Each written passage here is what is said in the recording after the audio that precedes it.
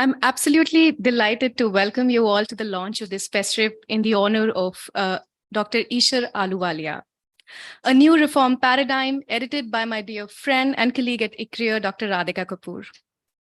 For most of us at ICRIER, Dr. Ahluwalia was a role model. While many of people here remember her, and rightly so, for her contributions to economic policy, we at ICRIER also remember her for her grace and grandeur and how she nurtured the institution and its staff. Dr. Ahluwalia was a true visionary, and I must share this little incident, which unfortunately was also my last encounters with her. Around September, October 2019, she had come to the Saket building with a Varli artist. I happened to meet her at that time. She wanted the cafeteria wall to be painted with Varli art. It was a village scene with women cooking on chula. Dr. Ahluwalia sat there watching throughout, the Varli artist painting the wall, and she very politely told the artist, I don't want chula, I want LPG gas, and I want LPG cylinder and a cooking gas here. And she also said that we must include women outside the kitchen also in this painting. So finally, the painting not only had a kitchen with a LPG gas, LPG cylinder and a cooking gas, but also women engaged in economic activities and nurturing children. The artist obviously had a few limitations to his imagination, but Dr. Ahluwalia had imagined a new reform paradigm. I'm sure many of us sitting here today have several stories like this to share, but in the interest of everyone's time and a more important event to follow, I would stop here and stick to my role as a comparer of the event here today. We'll start today's proceedings with the launch of the book, A New Reform Paradigm, launched by Mr. Montek Ahluwalia. This will be followed by a panel discussion on the topic, India in the World Economy. The proceedings will be moderated by our chairperson, Mr. Pramod Bhasin. Before we proceed, may I invite the editor of this book, Dr. Radhicka Kapoor, to say a few words. Wishing you all an engaging session today. Over to you, Radhicka. Good evening, ladies and gentlemen. Thank you for coming here tonight to celebrate this very, very special occasion and a very, very special person. It is a tremendous honor and privilege for me to have had the opportunity to edit this Festschrift in honor of Dr. Ahluwalia, with contributions by such distinguished scholars and policymakers, an opportunity which would not have come my way had it not been for the incredible mentorship, support, and guidance I received from her. I vividly recall the afternoon in January 2013, when Radhicka, who's sitting right in front, called me. He had just taken over as director of ICRIER, and we had been discussing research possibilities for me at ICRIER. He called me and he said, I've shared your CV with Dr. Ahluwalia, and she's going to call you over the next hour. I quite literally froze in my little cubicle in the Planning Commission, where I was working at the time. Dr. Ahluwalia called me and she said, I'm looking for a researcher to work on the issues of urbanization and industrialization. Having worked on neither of these subjects at the time, I was quite sure that things would not work out for me. But for me, the meeting was an opportunity to meet up with the iconic Sajjid Ahluwalia, the first Indian woman to have obtained a PhD in economics from MIT, and a woman whom I had looked up to since I started my undergraduate studies in economics at St. Stephen's. Fortunately, or rather fortuitously for me, she did not reject me. Quite the opposite. She took me under her wings and shaped my professional career trajectory in the years to come. I have so much to be thankful to her for, as do many others gathered here in this room tonight.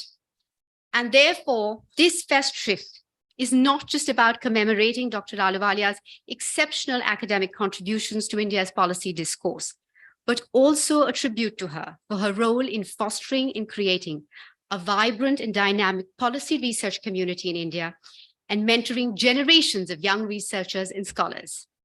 This, to my mind, is her most enduring legacy. Dr. Ahluwalia was deeply convinced about the importance of policy-oriented research in forming the government. With her powerful analytical approach to issues and deep desire to steer India's economy and society in better directions, She was able to inform public policy on subjects ranging from industrialization and productivity growth to urbanization and governance in recent times. In the process, she encouraged many researchers to work on subjects which are of critical importance for India and created a path for them to build a career in the policy research community outside of government and academia. Importantly, while she encouraged researchers to carve an area of expertise for themselves in their research work, she also highlighted that it was important for us to not work in silos, but to be able to place our research in the broader context of India's growth and development strategy. At the heart of her own research, spanning 5 decades across a diverse set of subjects, lay the idea of rapid, inclusive, and sustainable growth, a theme around which this volume centers. I do want to mention at this point that when this Festschrift was conceived, the Indian economy was witnessing one of its lowest GDP growth rates in the post-reform period. In 2019-20, the economy clocked a growth of 3.7%. Today, as we release this volume, we have witnessed a dramatic turnaround. The IMF projects a growth of 6.8% for India, and we are being referred to as a bright spot in the turbulent global economic landscape. This begs the question of what caused this turnaround and what has India done right to lead to this? I do hope that that is a question that the panel will deliberate on. But more significantly, it also raises the question of whether the euphoria around India's present extends beyond the visible horizon, whether the growth we are witnessing is episodic and will taper off. This question is important because despite the fact that the Indian economy is an outperformer compared to many advanced countries at the moment, India is at a different level of development from these countries with a much lower per capita income. And growth will need to be rapid and sustained if we are to achieve a much higher level of development. This will require both structural transformation and enhancement of fundamental capabilities, as highlighted in this volume. The challenges facing the economy in achieving rapid, sustainable, and inclusive growth are likely to boil down to the set of issues we cover in this volume, be it how we enhance agricultural productivity, how we tackle the problem of unemployment and underemployment, how we establish a robust industrial sector, coherent trade policy, how we fix problems in our banking sector, regulatory institutions, how we improve the state of education and healthcare, how we ensure harmonious fiscal relations between center and state, and how we govern our cities, manage reforms in the water and energy sector, and how we improve governance. I'm extremely grateful to all the contributors to this volume for providing research papers on each of these subjects. It is a testament to the enormous respect and affection that Dr. Ahluwalia enjoyed among such distinguished contributors that they have come together to write these essays in her honor. Not only have they sought to analyze and diagnose challenges facing Indian economy today, but also provide concrete solutions to these challenges. This was an area that was often emphasized by her to young researchers who worked with her. In fact, in my last conversation with her, which was when she called me, after I think Sir had read out an op-ed to her I had written on the state of India's informal economy, she emphasized to me that I must not stop at analyzing the problem, but must attempt to offer an effective policy solution. And while doing so is certainly not an easy task, I hope this generation's researchers and scholars, both within ICRIER and outside, will take every opportunity they get to honor Dr. Ahluwalia's legacy by making a meaningful and informed contribution to the policy discourse on India's quest for inclusive and sustainable growth. I cannot conclude without expressing my sincere gratitude to Rupa Publications, Kapish Mehra, Yamini, and Sandhya for all their support and hard work in helping ICRIER take this volume to completion and honoring Dr. Ahluwalia. Thank you all so much.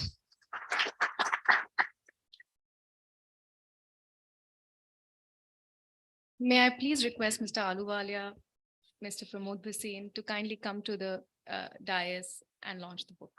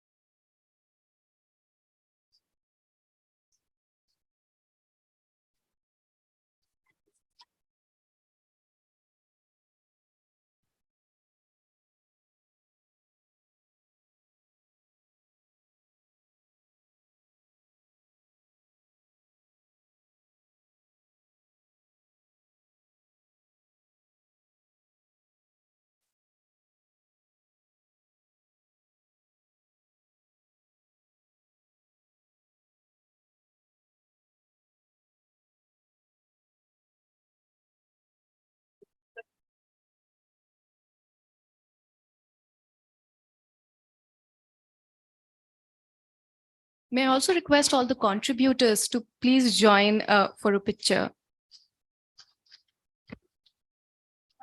Please.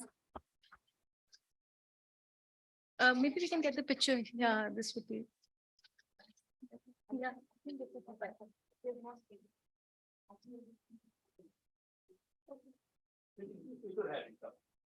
Thank you. Yeah, just come up.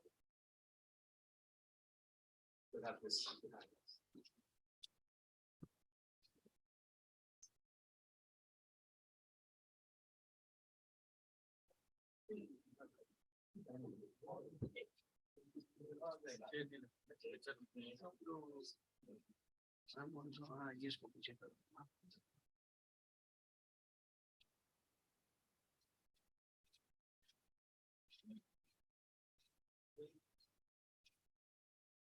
Thank you.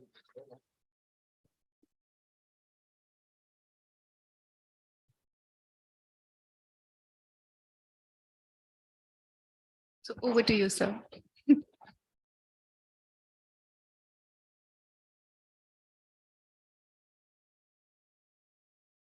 Thank you and good evening, everyone. Thank you for being here.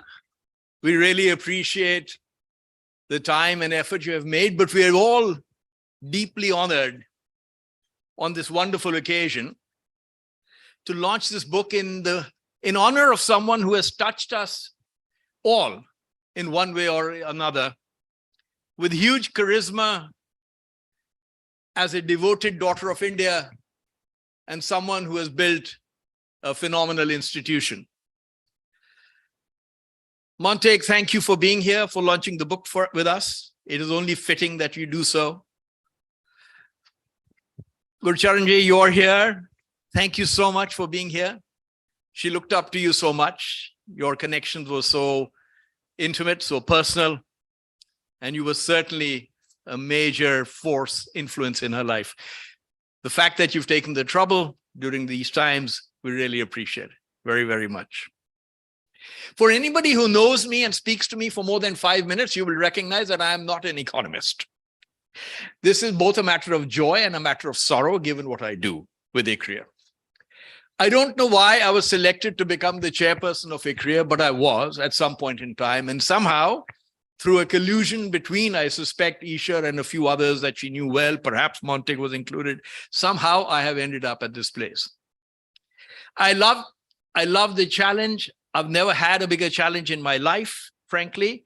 Is, by the way, running economic think tank is far tougher than running a multi-billion-dollar company with 100,000 employees across the world, okay, which is what we do. I promise you this. Because there are such big issues to be decided. Who gets to sit where? Which office is occupied by whom? What kind of computerization do we allow to happen in the company? There are major, major things to be discussed, decided upon, and which have a deep impact on the entire institution. But humor aside, every chapter in that book, or most chapters in that book, have a preface by the author talking about the influence Isha has had on them. That is a testament to who she was. And as you go through them, you will see that across the board. Everyone also talks about what a power she was. I used to call her a force of nature. I had the privilege of being called up by her. I was sitting in my office. I thought I was a big shot. She called me in my office. I was running a reasonably large company. She called me in my office and, Pramod, say yes first. I'm going to ask you to do something. Say yes first, then I'll tell you what it is. This was the way I was introduced to her. I had a momentary thought of trying to defend myself. At that point, I decided this was an unwinnable position. So I said, I agree to whatever you have to say. And that's how we started the Nimrana conference, sponsorships, etc. I want to talk a little bit about ICRIER and the institution she has built. Right from the start, one of the most remarkable things that anybody can build in any institution they have is a sense of purpose, a sense of loyalty, and a team that is fantastic. 70% of our researchers in ICRIER are women. There is no other research organization, and there are many other people who head research organizations right here, and I see some of them. None of the others have this kind of diversity and background. The loyalty of the people, I've been there for nearly 2 years now. They still work for ICRIER. They certainly don't work for us at this point in time. They're still there, and they're laughing because they know it's true. Many of them. They still remember ICRIER. We miss her every day. We talk about her every day. And it's a testament to who she was, that the quality of the institution that she has built will not only survive well for many, many years, but constantly improve as the caliber of the people that we bring into the institution to add what we already have continues to improve and excel. The quality of the research, the areas of work that we do are deeply influenced, obviously, by someone who not only ran it for many years, but then also became the chairperson. Rajat is here. I'm sorry, Deepak Mishra is away at this point in time, our current director, and he wasn't able to be here, and he extends his apologies for that. We have also, thanks to ICRIER, an outstanding board that we put together, work that we're doing, and at this point in time, I hope we can truly take the legacy that she has left behind to completely different heights. Really to build a global economic think tank, not just a local one, to try and take this so that our influence is not just on policy here, but also our voice, a voice from in economics coming from India for the rest of the world. It will take many years to do that. Perhaps we'll be successful. There are people like Shankar and others here. Shankar, we count on you for your help on this, and Montek, and we need your help. But I think we can build something absolutely fantastic on the foundations that ICRIER has left us. Thank you again for being here. The greatest testament to her courage is very simple. In her book, Breaking Through, where in the last chapter, she talks about the fact that she knew that the illness was gaining ground on her and the impact that that would have had on her family, on her life, on everybody else.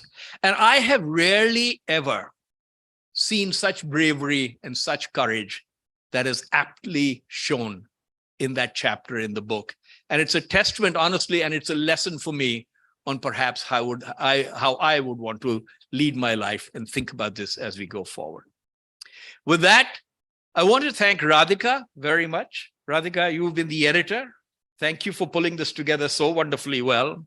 To Rupa, to all of you, to all the members of ICRIER, Montek, Charanji, as I said, thank you. And with that, I'm going to ask Montek to come up and say a few words, and then we'll move to the panel discussion. Once again, have a wonderful evening. We even have some beer and wine for you later on, by the way, if you are interested, to try and hold you here for as long as we can. Thank you. Montek, please.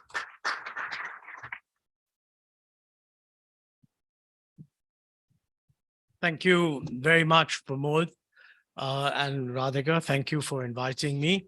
As you can imagine, this is a very personal moment. This is not a book by ICRIER, but it's a book in her honor by her colleagues. And I mean, I know almost all of them. Actually, I know all of them. And I have to say that, you know, it's a fine book. I'm not going to speak for too long. There's just one thing I want to say.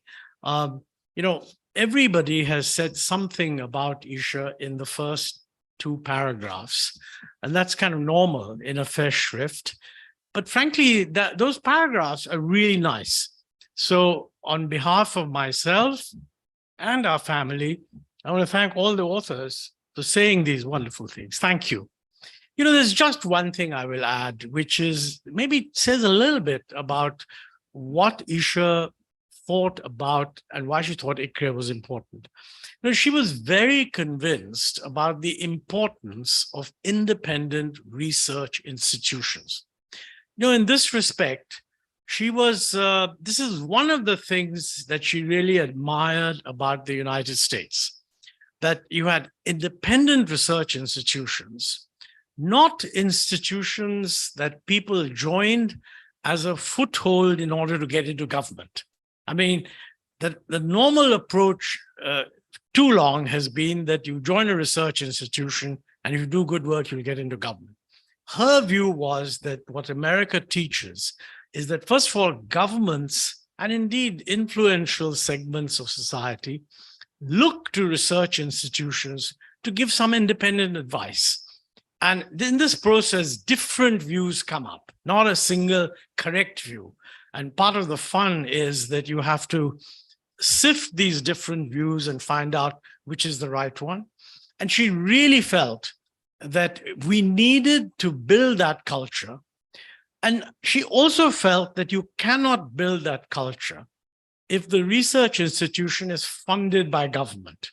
It has to be funded by no outside government.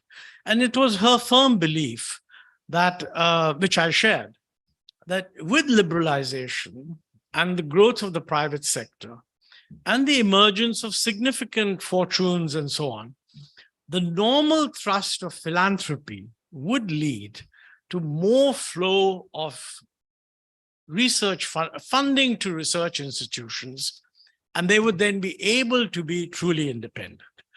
And that's what she tried to do. I don't think she would have felt that she achieved everything that she wanted in that dimension. And I'm still hoping, after all, this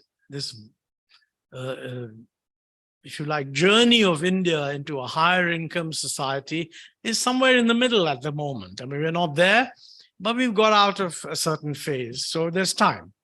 But it is very, very important that we do build research institutions, not just in Delhi. There should be research institutions outside Delhi, and frankly, they need to be funded by the private sector. I was once talking to someone, and maybe Pramod, since you're the closest to industry that I know, although there are some other distinguished people here who are in the same position, some of the rules that we have for donations of whatever the corporate social responsibility are not consistent with what is needed for this purpose. In other words, you cannot choose a research institution and contribute to its endowment fund. You have to contribute to some research, and you have to show that this research has positive impact. So somebody has to judge whether this research has, that's not really funding a research institution. So I hope that, somehow over the next few years, there will be a realization on the part of Indian industry that they need these institutions to put across a credible point of view. So that's the only thing I have to say. I had a personal note that has been added in the book, and I mean, it would take too long for me to go over what I've said there. So I just hope that you will also look at that amongst the other really very, very fine pieces that are collected there. And Radhicka, many congratulations as editor for having put this together, and also for what I think is a superb introduction, which actually ranges over all these issues and brings them out very nicely. So with those words, thank you for inviting me. Thanks on my behalf, on behalf of my family. And I should add one other thing. I'm really grateful that ICRIER board, and this is something Isha knew, they decided to name the new ICRIER building the Isha building. She was really very touched by that, and thank you for it. Thank you.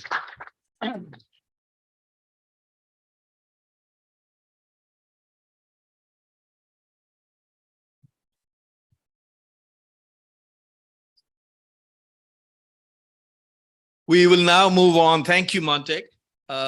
We will now move on to our panel discussion. But Montek, before you go too far, we cannot resist the urge of having you here and not having you speak with us, please.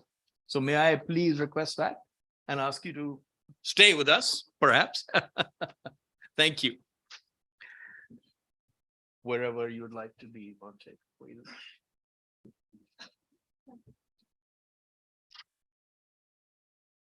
Thank you. Thank you, Montek, for agreeing to that at the last minute, because certainly this is somewhat unexpected, but it's impossible to have him here and not have him speak on this topic. With that, I'd like to call Surjit, if you'd like to come up. Sajjid, if we could have you, and Naina, could we have you up as well?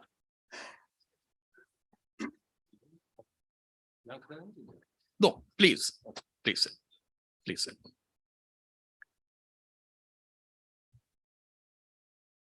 Please. That's okay. She's left, unfortunately. And we'll move on to the panel discussion at this point in time. I have great speakers, a great list, added to even more by the present, by Montek, your presence here. Thank you again. And I'll also sit down if you won't mind, and we'll have what I think will be an engaging discussion. We'll start with Surjit to make it even more engaging, as you would imagine, and then we'll let it carry on from there.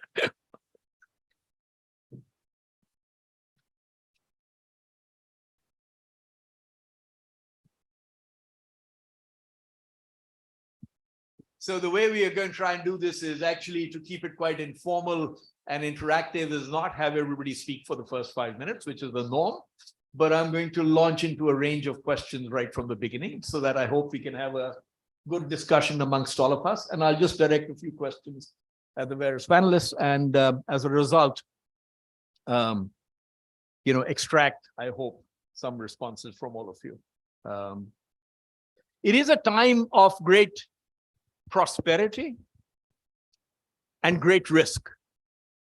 If I quote a variety of the paragraphs in the book, I think what was said very well was that arguably, by Nick Stern and Amar in their chapter, arguably the two most important decades in history are ahead of us. There's an enormous contradiction between technical opportunity for sustainable growth and the risk of systemic global economic environmental collapse at the same time. At the same time, while prosperity is at its highest, global conflict has gone up. It defies and asks the question whether economic growth is paralleled with liberal economies or not. At the time when we all thought that economic growth in China would make it open up its borders, we are seeing exactly the opposite. So, Surjit, I'll turn to you. The global economy, is it a time of great prosperity or great risk? How will we manage that? Multidimensional conflicts, global inflation at double-digit heights. Is there a recession coming? Are we in it or are we not? Thank you very much.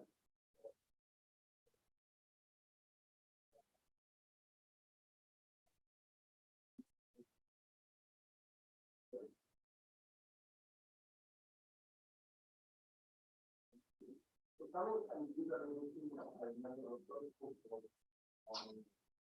macro economy in India before the fire and the home right, and that's perhaps on the global economy, the world is divided into what happened there. The first point I want to make is that the world has never stopped when death wants to be alive. First, and some of them very self-reflective, was the simultaneously like that. Then practically the entire world.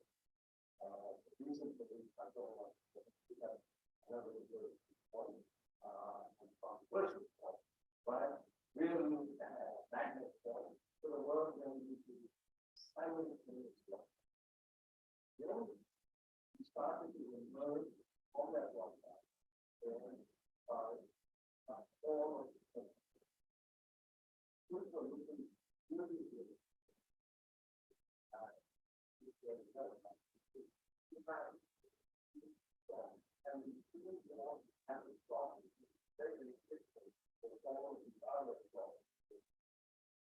That is called the word going to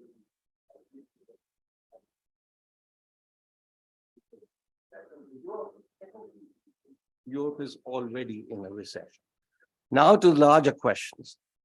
Look, I've just returned from the fund. What I would say is that reading the country economic reports for practically, literally the entire world, almost everywhere, the report stated that things were doing much better than what the IMF and what the economists and everybody else had forecast, number one. So I think this is a matter of great prosperity. We'll be shocked as to how prosperous the world will emerge from these last 3 years. Just to conclude on that it is not my natural optimistic look. This is, I would bet on this. To conclude, there are risks, and the risks have to do not with economics, not with policymakers, but has to do with politics. If we all enter into a nuclear war, etc., then we won't be here to discuss it. So what's the point? So I think look forward to some of the best times, and I hope I get a chance to talk about India's position in those. But these are fantastic times. That's quite a statement, that it is a fantastic time for prosperity that is coming. America is in a unique position. It is impossible to be there, not watch its growth targets, watch its inflation, and watch everything happening. Savings are very high, and yet people are worrying about a recession. And, various reports come out and say, no, the recession won't happen. And then somebody else comes out and says, so it is probably, along with everything else, the most confusing of time. Sajjid, what do you think? Thank you, Pramod. Let me just start by saying what an honor and pleasure and privilege it is to be here in honor of Dr. Ahluwalia. I met Isha as a graduate student 22 years ago at Stanford. From the first hour I met her, she was a mentor, urging and imploring some of us to come back and work on and in India. So it's really a full circle. I will, and this may sound strange, agree with Surjit in the following sense. This year began with the word reflation, was the term in January before the war. By June, it was recession. And I'd argue to say that there's another R that probably describes where we are now, resilience. Let me state the shock slightly differently. What we're seeing in the last 6 months is the strongest global inflation, particularly advanced economies, in 50 years, the most synchronized and aggressive monetary tightening in 40 years, the strongest US dollar in 20 years. And what's less appreciated is the weakest growth in China since 1976, barring the pandemic year. Now, in a normal year, 2 of these shocks would tip the global economy into recession. We've had 4, and yet global growth in 2022 is expected to register 3% growth, which is very strong.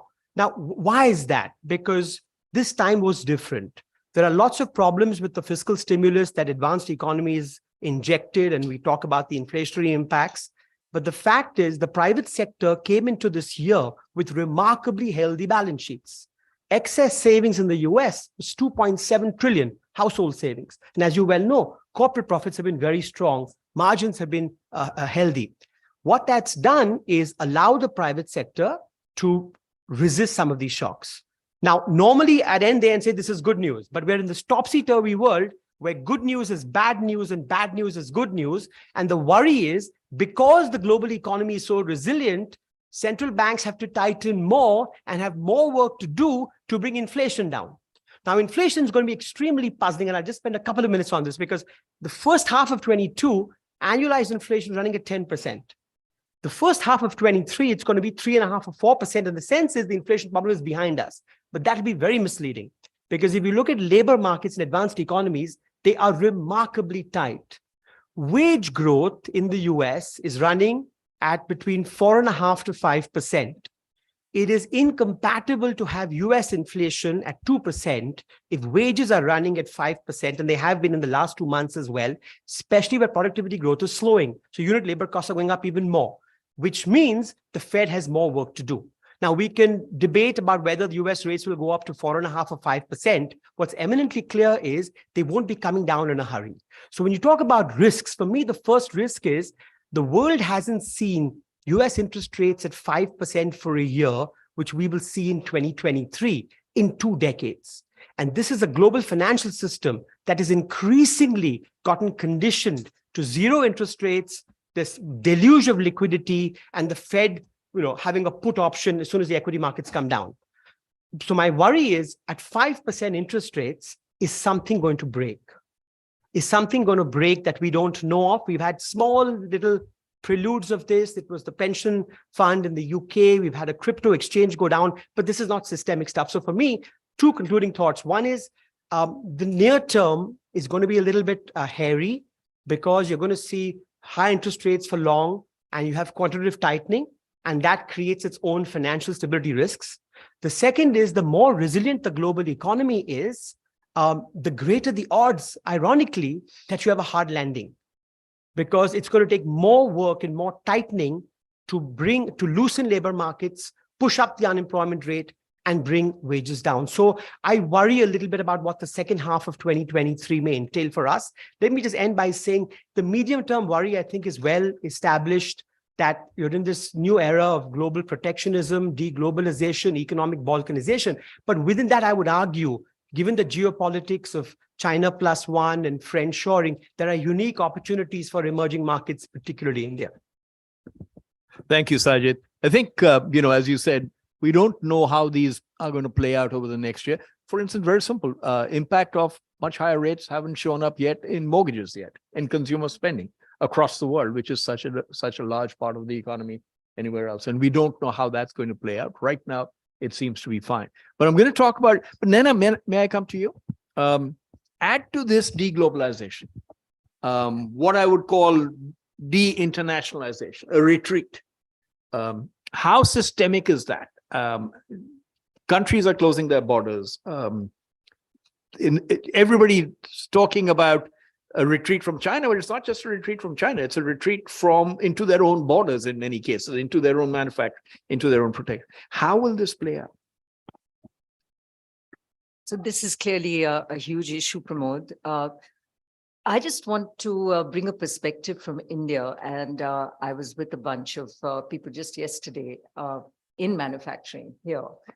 And there's a great sense of excitement on the China +1 strategy of the rest of the world. So you're right in that countries are retreating into their own borders, but many recognize that they need a supply chain which they may not be able to provide internally.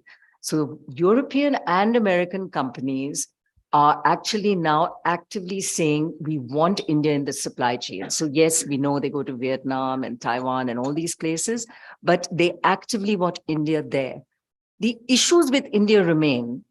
Can we be competitive in that international context? So are we going to be able to benefit from this deglobalization in a way that enables us to grab this chance which is being presented to us, where companies are reaching out to us? When an Apple turns around and says that they will do manufacture, assembly, whatever, but they will manufacture in India, the world sits up and takes notice, because really India engineering, Apple, which does this management from A to B of every dot and crossing of I's and T's that goes into putting it together, is gambling on India. India is worth taking note of.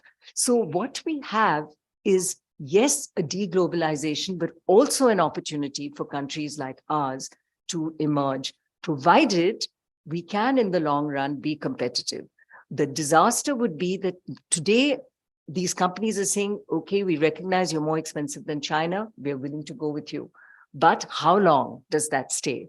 And as long as we have high interest costs, the high cost of poor logistics, which has been the bane of Indian industry here, and yes, we have the benefit of labor engineering costs, which people like Pramod have discovered for the world, and when he set up GenPact.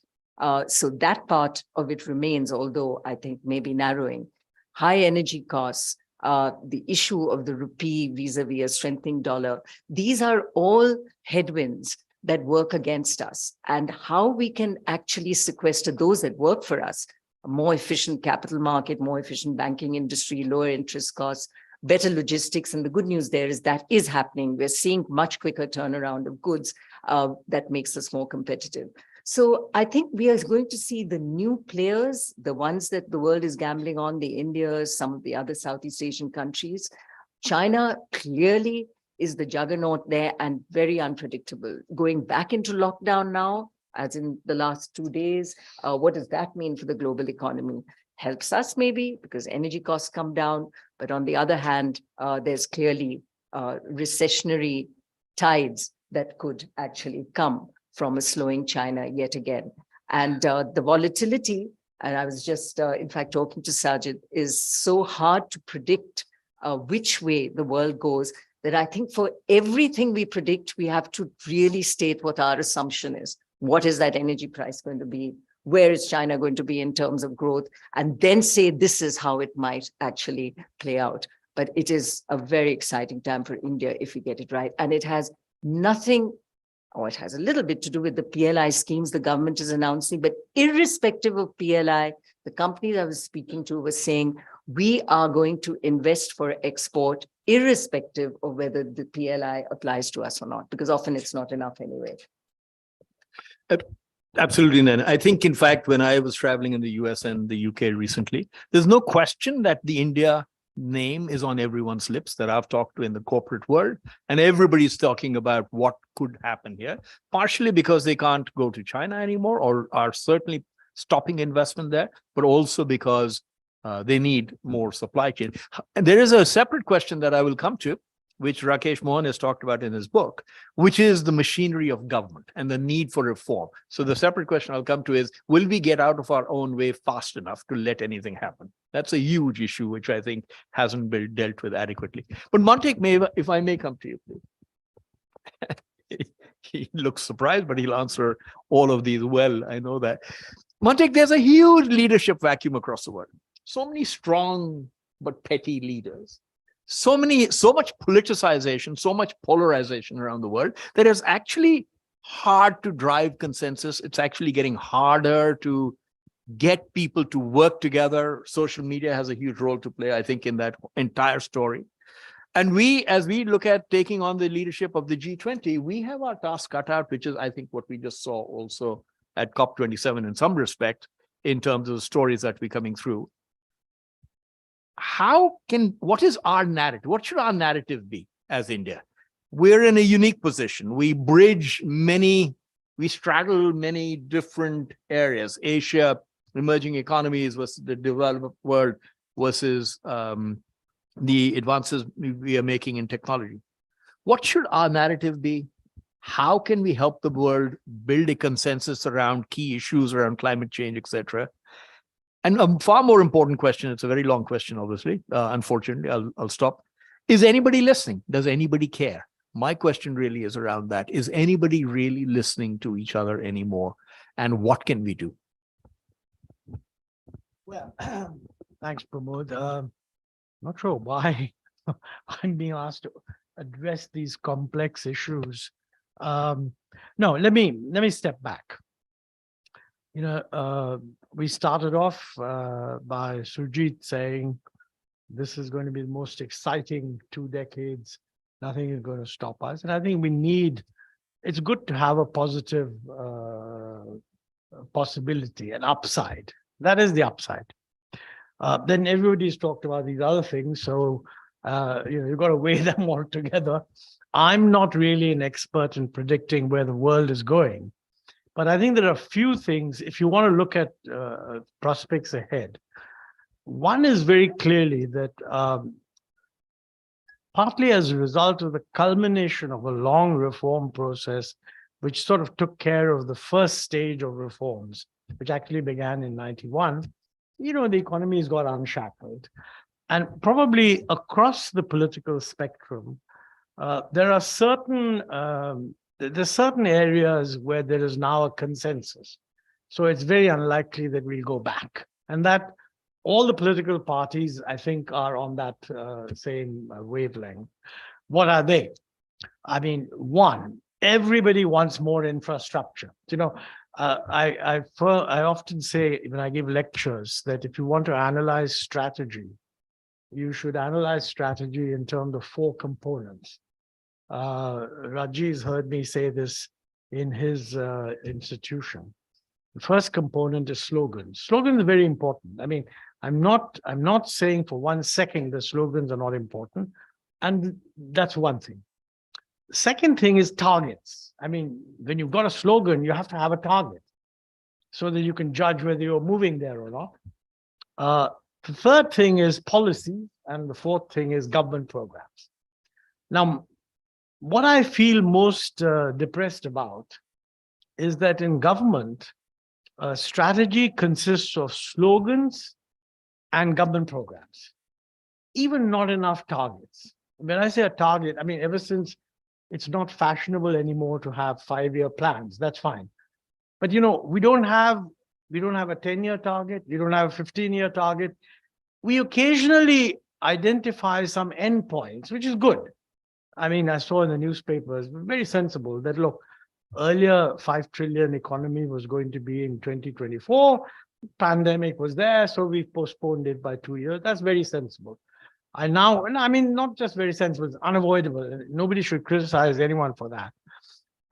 Then there's the argument that maybe by 2030, we can actually be 10 trillion. Okay. The next target is at the end of Amrit Kaal, we'll be a developed economy.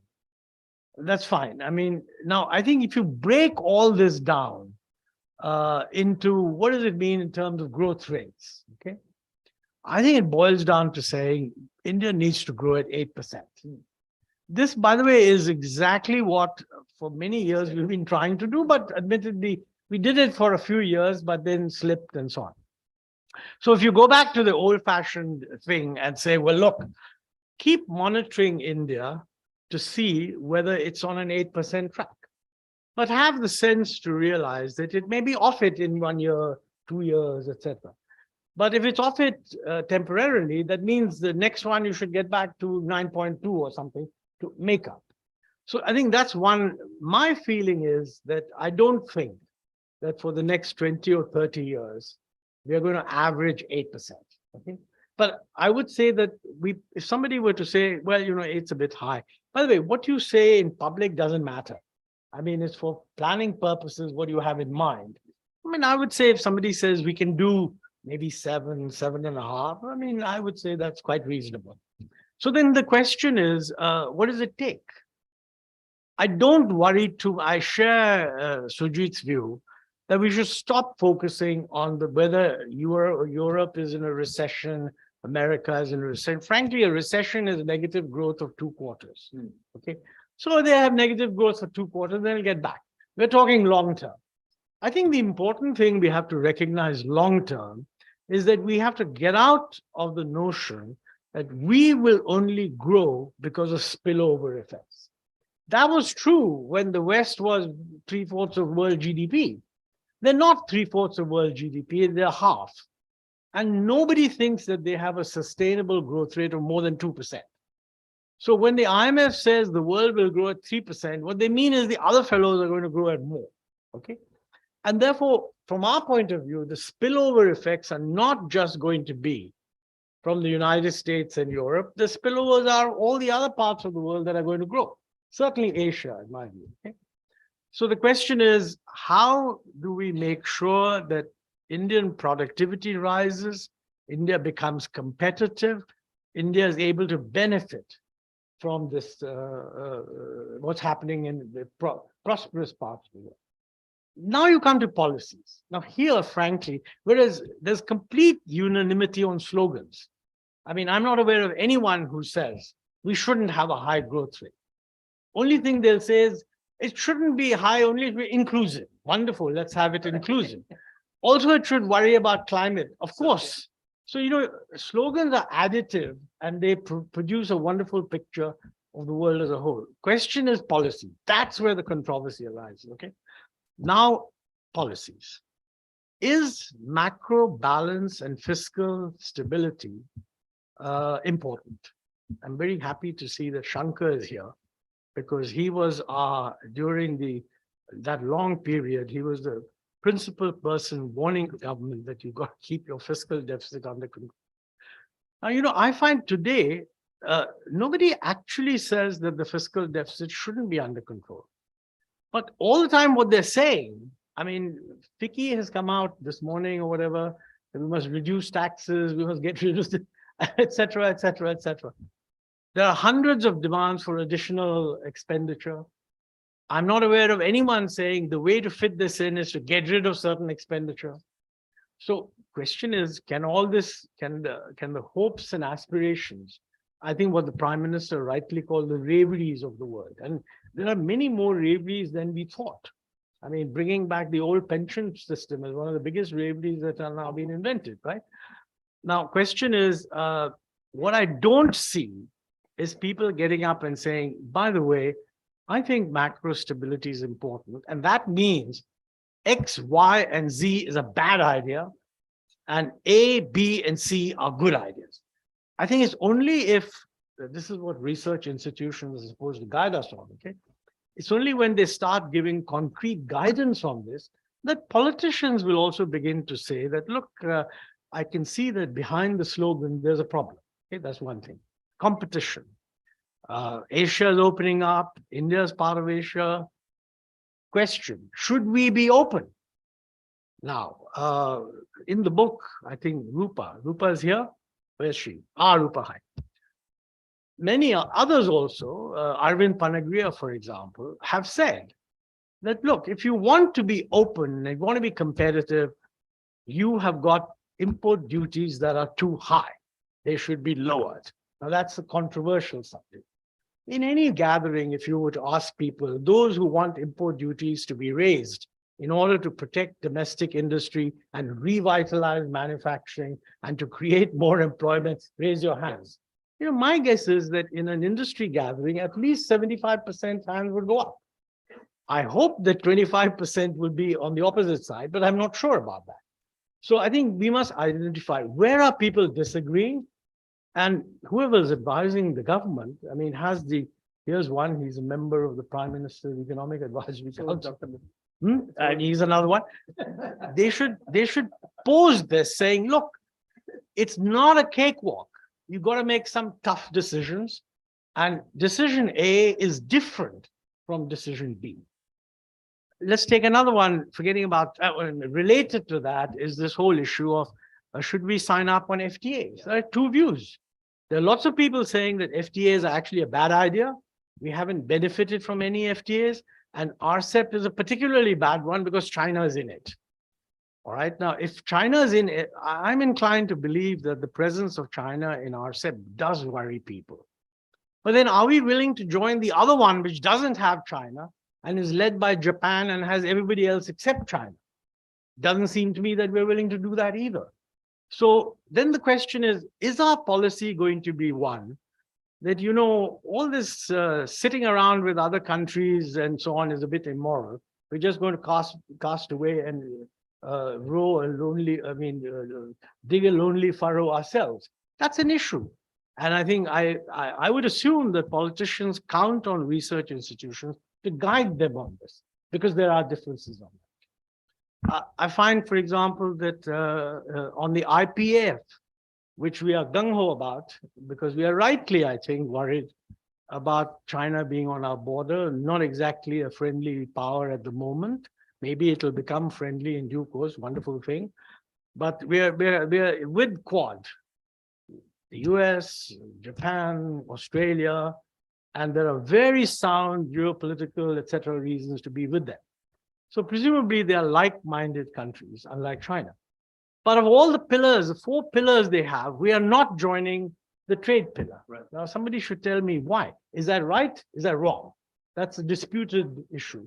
I'm hoping, by the way, that ICRIER will draw up a position list on each of these. I can sense that this is part of this is directed at what we should. No, I mean, it's not just you, it's every other research institution.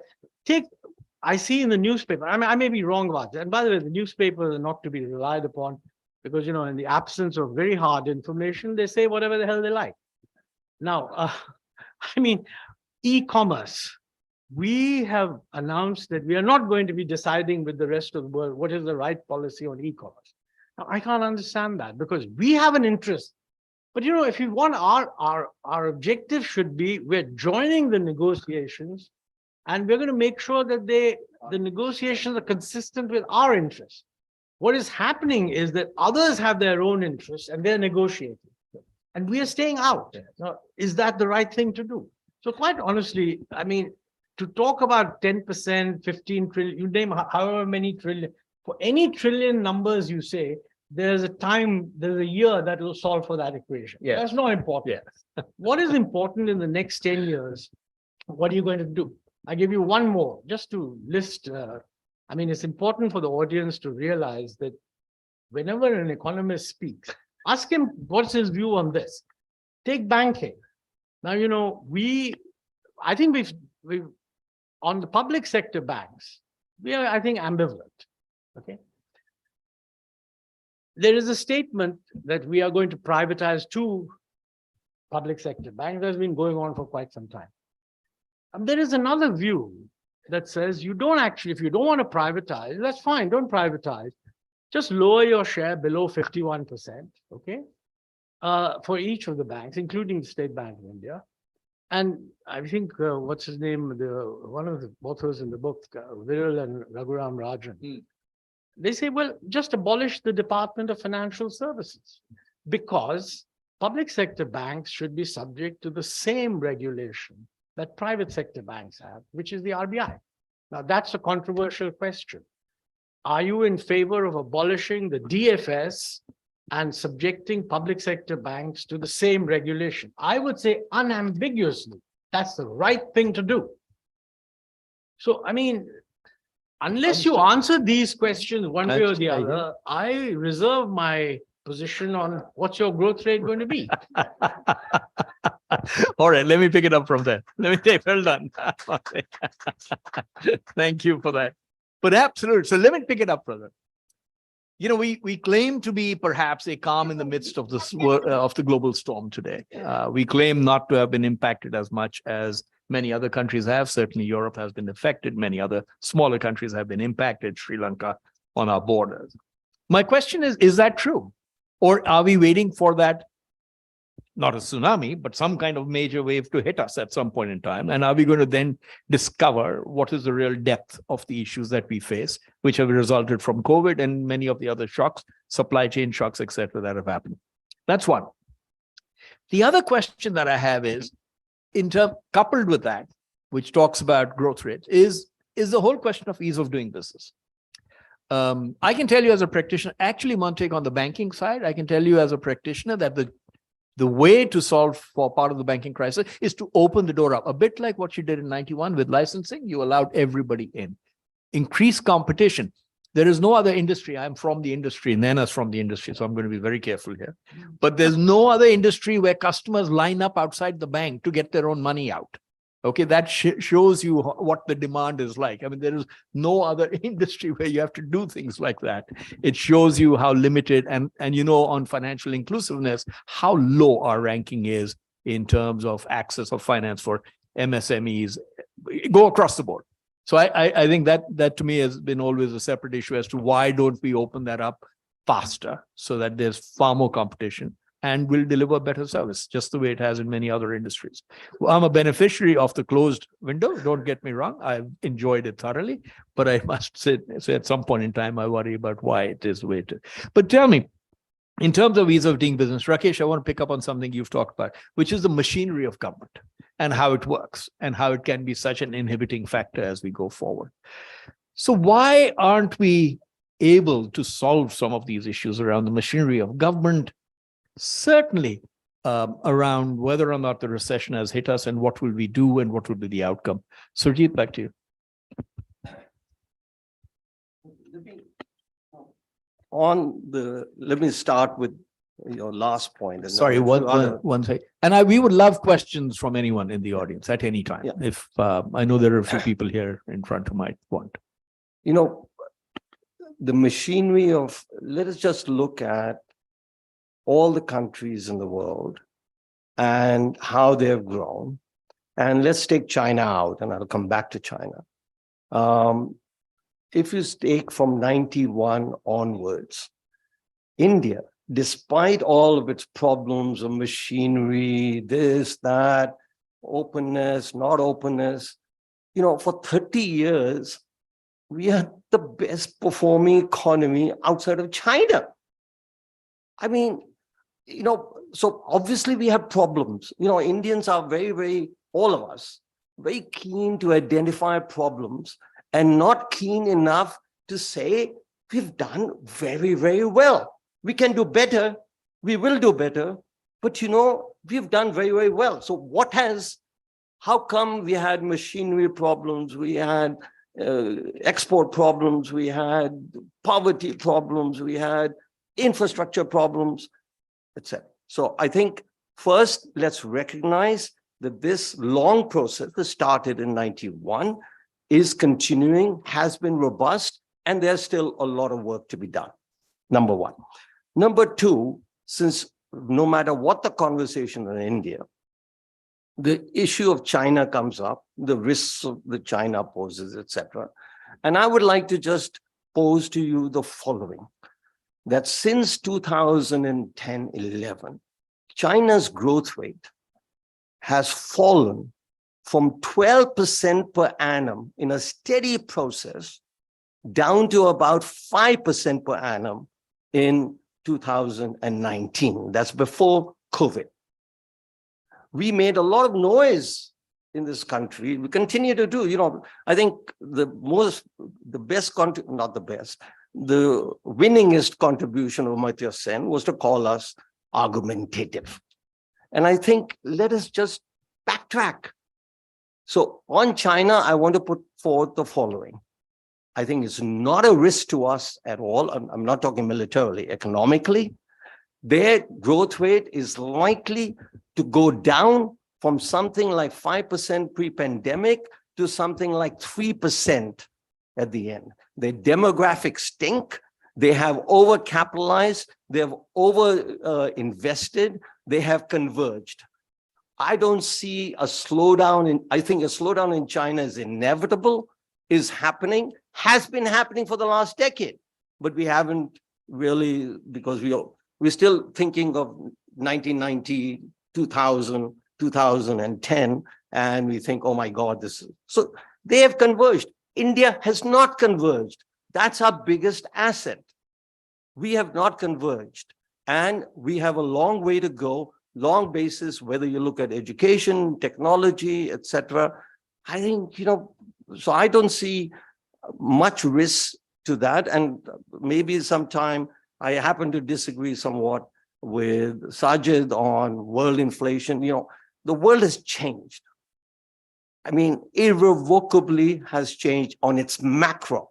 The macro is no longer determined by individual policymakers. They may affect it at the margin, but you're going to have lower for longer interest rates, lower for longer inflation rates. There is a massive convergence that has happened in the world and is continuing. And we are at that fortunate point where our fundamentals or our convergence ability is the largest amongst all the worlds. So not too many problems ahead.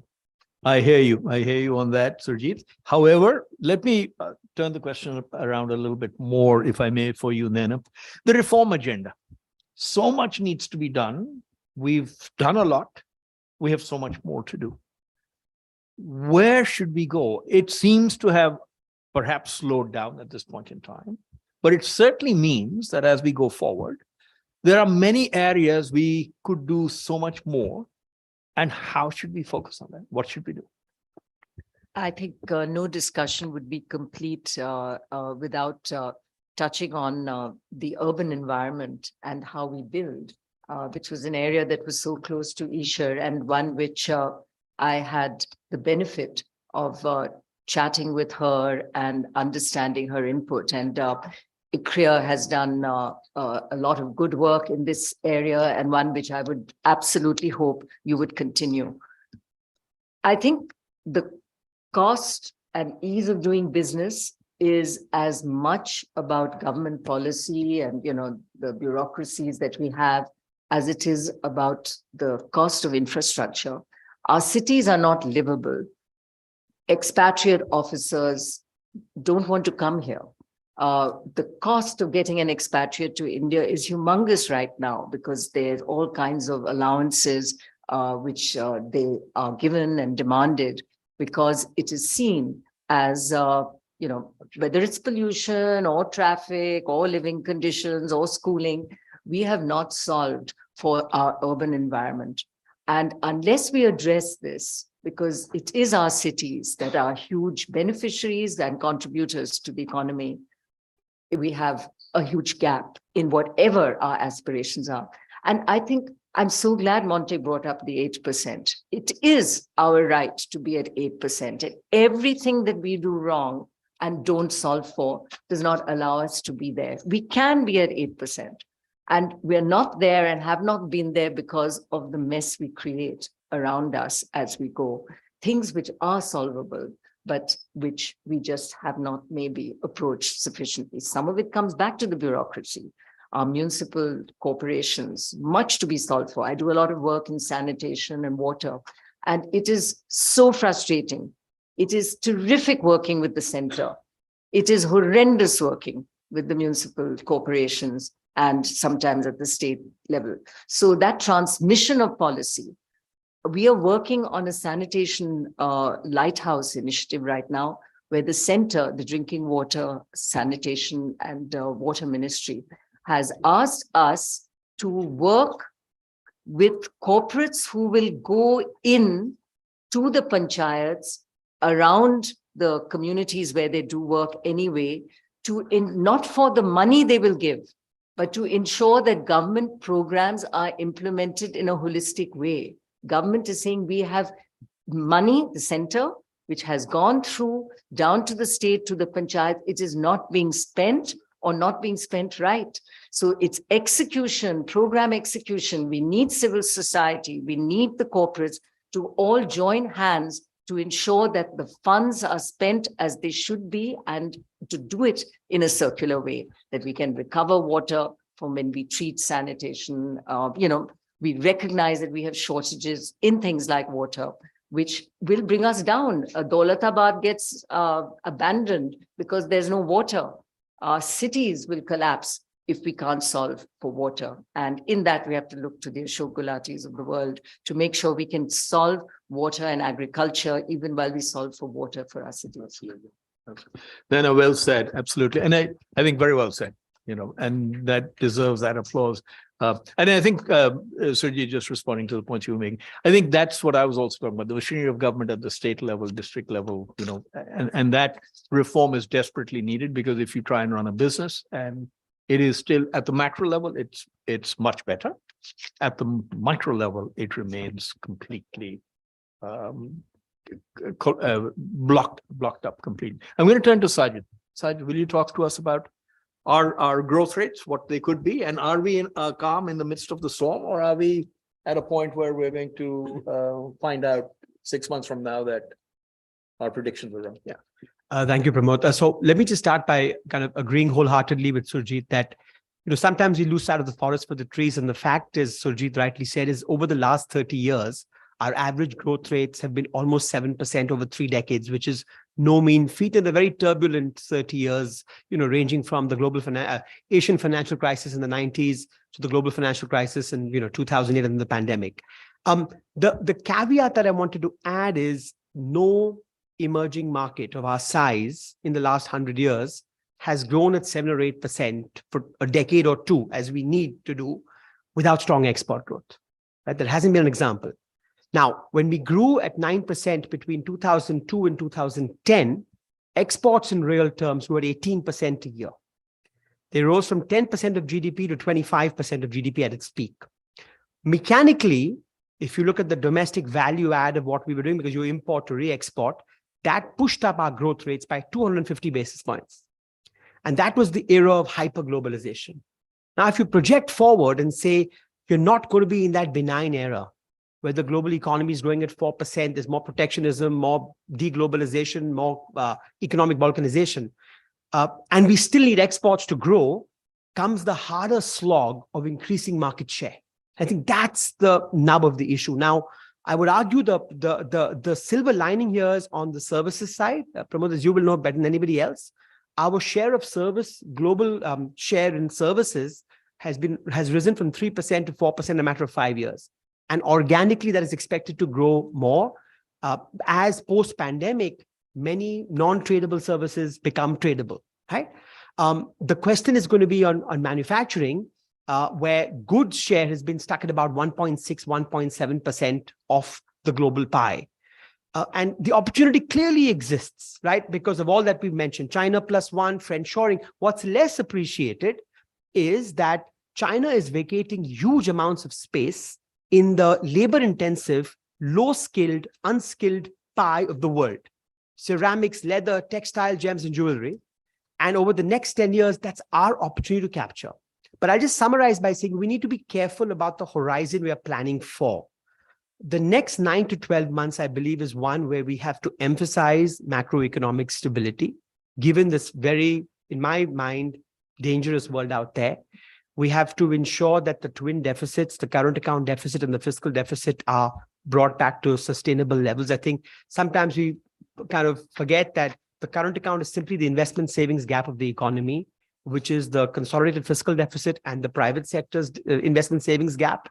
You had a large fiscal deficit in the pandemic, but that was absorbed because private savings went up, private investment came down. Now the private sector has normalized, so fiscal deficits inevitably spill over to current account deficits. So my hope is over the next, and I think that's what the government is doing, is doubling down on macro stability in the next 9, 12 months through a variety of instruments the government is using: reserves, exchange rate, monetary policy, fiscal policy. Just 2 quick comments.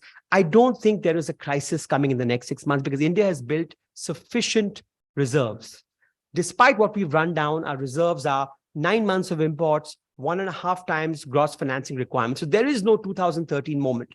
But just for an horizon, next 9 to 12 months, focus on macro stability. Next 2 to 3 years, I think there's a really good chance we may see a capex cycle because the twin balance sheet problem that's referred to repeatedly has actually alleviated to a large extent. Corporate debt to GDP is today the lowest since 2006, right? Banks are less risk averse, better capitalized now. So there's a real chance that when the storm passes, if utilization rates go up in manufacturing, you may actually get a capex cycle after 10 years. But the real challenge over the next 10, 15 years is how do you get that growth rate of 7, 8%? How do you get that double-digit export growth rate in a world that's not as sanguine as what we saw in the early 2000s? Absolutely. Well said, Sajjid. Well said. I think that is the cost of deglobalization as we are seeing it happen right now. And a huge danger to us. Montek, and I'd love to open it up for question and answers. If anybody has any questions, we have a question there, please. And we have a question at the back. I will stop my questions. Although we haven't talked about climate change, we need to talk about that for 1 minute at some time, please. Thank you. And one here as well, please. Thank you. I share the optimism and the concerns of the panel, but just to be a little provocative for the sake of debate, I wanted to I have this question about manufacturing as a percentage of GDP, and we know why it's important for the sake of jobs creation. The fact remains that Apple, one of the world's richest companies, agreed to look at India as a manufacturing base only after they were offered huge subsidies through the PLI. Where does that fit into our discussion today? You know, I'd like to respond to that. It's interesting that it's not the PLI per se as much as the government saying, we need you, we want you, we will make sure that you get what you want. The PLI, interestingly, for even those that have been beneficiaries of it, are giving it very little importance. I think it's more the welcome, the bureaucratic cleaning, which is, okay, we're going to help you, which is really encouraging them. And of course, in the case of Apple and others, it is India's saber rattling to say we're not going to allow electronics imports at the way we have. The market, and what always saves us, is our market size. So anyone who has smelt it, knows it, wants to work in India, is looking at import substitution in some way. I can only hope it does not lead to increased costs. And I think that's what we have to keep an eagle eye on. But other than that, I think the attraction of our market will bring people in. The PLI, I think, is more just a carrot there. I was surprised how few companies who were eligible for the PLI were telling me that they didn't really care. Please, we have a question there. My name is Pramod Singh. I'm not an economist. I'm sitting here listening, and few things came in that probably meant that US economy may be the one which is leading the world one way or another, right time or wrong time. I, as an individual, am a lot more concerned than probably the economists are. I just want to raise a few facts. I think we all know US government is the biggest debtor in the world. They pay interest to people, whatever the number is, because I don't know the numbers. As the interest rate goes up, 4%, 2 to 3% to 4% to 5% to 6%, the US government has to pay more and more money. Where's the money going to come from? Number one. Number two is that the statement made that there is a saving of $2 trillion with consumers. It's very interesting to me because I live in that country. I follow it. If people realize that over $2 or $3 trillion were just given by the government to people, okay? So, how are we going to account for that money in the real macroeconomics? And the third really here is the issue which, of course, I'm forgetting, this is unemployment, okay, which raised was unemployment in the US is 3%, 2%, 4%. Now, I am unemployed professionally right now. I'm retired, corporate executive. I'm in the biotech industry. Everywhere they say the unemployment is 3% or whatever the number is. We don't realize what are the number of people employable in that country. Large majority of the people are sitting on the sideline, not applying. The way they define the unemployment is a ridiculous way of defining. So it would be a simple way, how many people are unemployed, and that's a straightforward way. That number probably will cross more than 10%. Okay, am I right? So if you consider all these three questions, I don't see why US, there won't be any slowdown in the US. And one fact, most important factor, the biggest revenue for any country, same for US also, is taxing the people. I mean, we pay, income taxes. We also know that in 2022, the market has gone down by about 30%, 40%, 50%. And my dear friend, Surjit, Bhalla will agree with me that next year's revenue is going to be zilch, because almost all of us are sitting on the capital losses, not on capital gains. So next year's revenue of United States government is going to be far lower. So far more revenues will be there. I don't know where they're going to bring the money. So I don't see why in the future, in the next year or 2 years down the line, there won't be problems.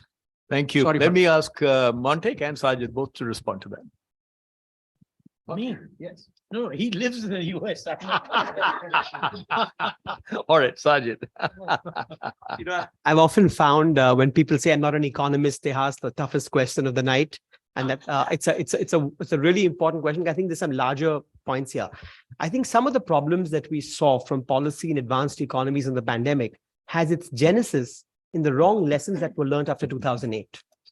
There were two lessons that I thought worried me. The first was, this was a very, permit me 2 minutes because it's a very complicated question. This was a very slow recovery after 2008. The global economy took 9.5 years to go back to potential output, what economists Ghibli call output gaps were closed, because fiscal policy tightened quickly in both the US and the Eurozone area.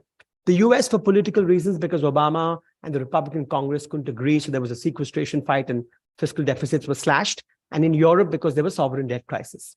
Now, by 2018, the prevailing wisdom was that the limping recovery globally was because fiscal policy tightened prematurely. So when the next shock comes, you should use fiscal policy expansively, A. B, it was accentuated by work by Olivier Blanchard at the IMF at the time, which some of us got worried about, that there are really no debt sustainability problems ever, because the second lesson was central banks can do QE1, QE2, QE3, QE infinity, and there'll be no inflation.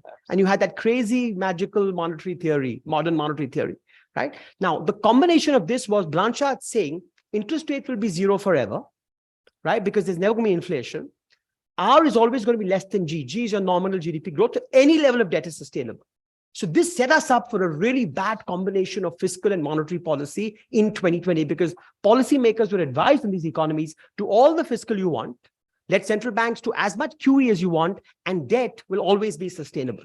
And we've learned now, to your point, that at 5% interest rates, that US debt looks far less sustainable than we had believed 5 years ago. And in fact, the only reason there is no crisis so is because the US benefits from exorbitant privilege, right? But so a couple of things. A, you're exactly right. The fiscal dynamics over the next 10 years will hinge crucially on what happens to potential growth, where will interest rates sit. Number two, the side effect of fiscal policy was, as you pointed out, it's a bit misleading for us to say unemployment rate, because labor force participation in the US has fallen. Some of this is because older people never came back from the pandemic. Some of this is because the US has an aging population, but some of this is because young people are sitting with excess savings at home and their reservation wage has gone up. So they don't want to go and work. Right? And the whole Fed's belief last year was this will reverse and people will come back in the labor force and wages will go down. And that hasn't happened as yet. Now, this was compounded by bad policy because Trump's tighter immigration policy meant there are about 2.2 fewer foreign workers in the US than would have been. So it's been a combination of bad policy mistakes, but which is why, let me end by saying, I'm in your camp. I believe that a year from now, 5% US rates will bite and we will see more than a soft landing in the US. Let me just add very quickly to that. I think just on the employment issue, I do think, and then we'll have one last question at the back there. There's a fundamental change in employer-employee relationships post-COVID. I think that is one thing that old established companies, people like myself, of certainly my age, etc., we don't recognize. There's a fundamental change where people are taking up the way they will work, the quality of the work that they will do. And these things have caused systemic change because people are saying, if I don't commute, I don't need to go to work every day. The amount of money I save from my salary is 20 to 30%. If I can work from somewhere else, and people are making those choices every day, particularly in America, where mobility anyway is very, very high. So I think that's something we must recognize all the time. One last question, and then we have some drinks, actually. I'm so sorry. I have 3 questions. I will ask you to do one. Yeah, sure, please. Thank you. Okay. The government is spending for a new FTA policy due, I think, next fiscal year. So I would like to ask Sajjid a question about what should be the government's thrust in this FTA policy? Should that focus be on manufacturing or should the focus be on services? Because you just mentioned the India services exports globally, the share has gone from 3 to 4%. And I'm sure there are various economists who are talking about services-led exports, and we also talk about manufacturing-led exports. There are differing views on these things, but I just want to understand what should be the government's focus, keeping in unemployment, keeping in the economic growth, keeping in the other factors, and also I see China's GDP, the exports share in GDP was around 25% some couple of years ago. Should we have that kind of targets as such built into FTA policy? I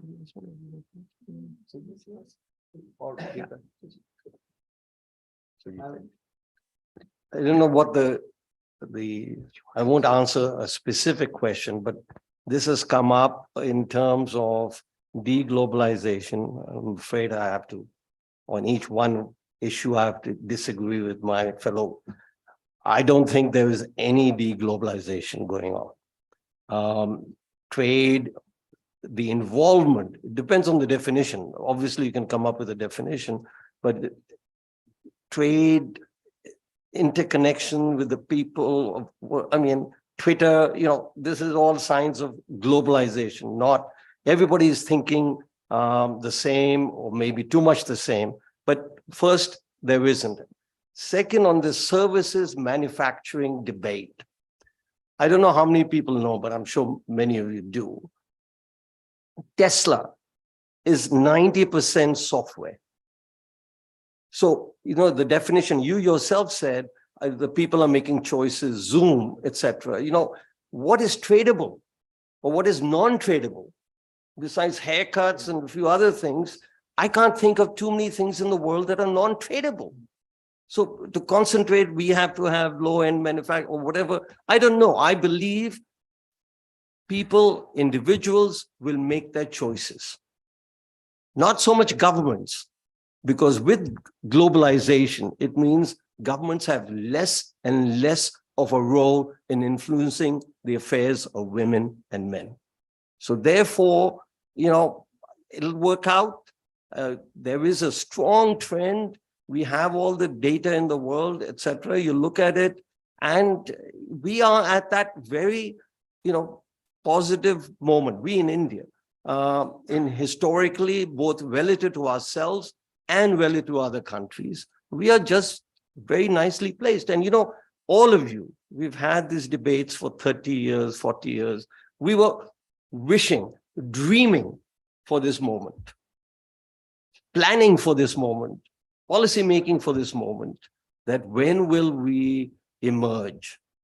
And I think now we are on that happy note. On that very happy note. No, I largely I agree with Surjit about the fungibility of goods and services in this new world. I guess the only issue globally is not to belabor. The point is, you could be in a situation where global trade to GDP is the same, but because that trade is happening within economic blocks, that trade is happening not where it's most efficient, and the supply curve is moved out, but you have friend-shoring, other geopolitical considerations. So the worry is you don't have the efficiencies and the low-cost advantages and the disinflationary impacts of the 30 years of globalization. So we need to be careful about that. On the goods versus services, I'll simply say that, the last 2-3 years have been quite revealing. In the pandemic, kind of large firms around the world increased their market share. And what we saw in India, we don't have a lot of data on this, is actually white-collar job wages went up very sharply, suggesting there was almost a shortage because you had banks and tech companies and IT firms all vying for the same labor pool. The issue is going to be, given our demographic profile over the next 15 years, you're going to have lots of people, blue-collar job workers entering the labor force. And what you saw again in the pandemic was this big disconnect between white-collar wages and blue-collar wages. And it's that gulf that we have to fix. And I go back to the China opportunity. So I'm very optimistic over a 10-year perspective, like Surjit, that these things come once every 30, 40 years, that China vacates so much space from what we are endowed with, low-skilled, unskilled, labor-intensive manufacturing. So the next 10 years is really a moment. And therefore, it's also the imperative, because the next 10 years is where you have your demographic bulge. So in a way, opportunity meets imperative. But one question. And I'd love Montek to. What is it you have to do on trade policy? Just No. So we haven't discussed. That's a whole discussion on what we need to. I'm just saying the opportunity exists. What do we need to do? There are a long list of things. Dr. Ahluwalia spoke about this. Many have hinted. There's a whole reform agenda. We've started on that process. There's a lot more to do to capture the opportunity. As Naina said, ultimately we have to be competitive, right? And it's only then that the opportunity will come to us. Absolutely. And to your point, Sajjid, I would just add, on white collar workers, the costs have gone up so tremendously in India, and there's such an imbalance now between blue and white collar workers that the premium for white collar workers has gone up. Literally, in many industries, we pay US wages here, pretty much at this point in time, certainly at the leadership level. In the interest of time, I'm going to call a halt to this, if I may. Montek, would you have any closing comments? Love to hear from you. No, I think it's been fascinating listening to questions, and congratulations on getting this organized. Thank you. You helped a lot. Thank you for it. Naina? Only really to thank you for getting all of us together here today, but most important to have put this book out in the manner you have, and with the snippets about ICRIER, but also the amazing articles in there. So thank you. No, my pleasure. Thank you. I do want to thank. There are two major topics we didn't touch on. Climate change. Is it an opportunity? Is it a cost? Is it a huge risk? It's all of it. And how do we capitalize on agriculture, sustainable agriculture, the issues of water that Ashok has talked about. And the last one was on gender. One of the things we are proudest of at ICRIER is the representation of women in our workforce. I know Surjit would have talked about it, Naina would have talked about it, but in the interest of time, I hope you'll allow us to do that at another stage. Thank you again, all of you, for being here. We really appreciate it. Montek, thank you for being here. Radhicka, very much thank you for orchestrating all of this and making it happen. And to all the authors and the panelists and the attendees, good evening. Really, really appreciate your presence. Thank you.